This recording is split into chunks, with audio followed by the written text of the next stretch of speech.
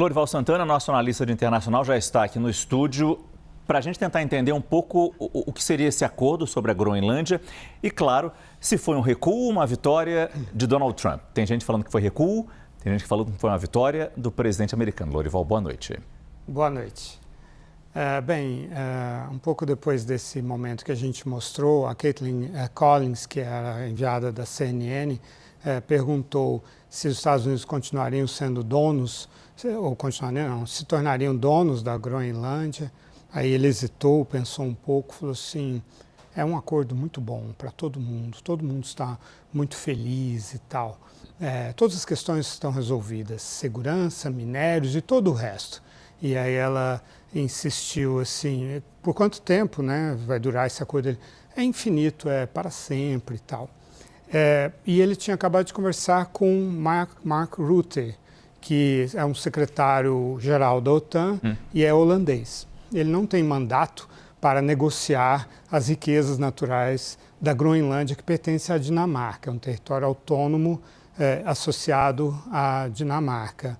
Essa linguajar de que todo mundo vai ficar feliz, ele já vinha usando há vários dias. Então é algo que já era um roteiro que ele seguiu. Chegou, atacou a Europa, fez um ataque cultural à Europa, aos valores europeus, à imigração, à questão ambiental, à transição energética, às questões culturais, liberais, globalistas, ao comércio, livre comércio, tudo que ele não gosta, né? E depois anunciou os dois recuos, quer dizer, em relação a usar a força militar, descartou isso. Ontem já tinha caído a Bolsa nos Estados Unidos, os três índices, Dow Jones, Nasdaq, S&P, tudo caiu. Exatamente por causa dessa incerteza que ele próprio cria, né? Com as tarifas. E aí o Parlamento Europeu votou uma decisão de suspender o acordo comercial entre a União Europeia e Estados Unidos, firmado em julho, né? A própria Europa já tinha falado de impor sanções severas, né, no âmbito do instrumento anticoerção econômica. Então, do ponto de vista econômico, o efeito imediato já era muito ruim para os Estados Unidos, né? E também, em termos militares, o status quo continua o mesmo de 1951, que os Estados Unidos podem fazer militarmente o que quiserem na Groenlândia, que pertence a um aliado da OTAN.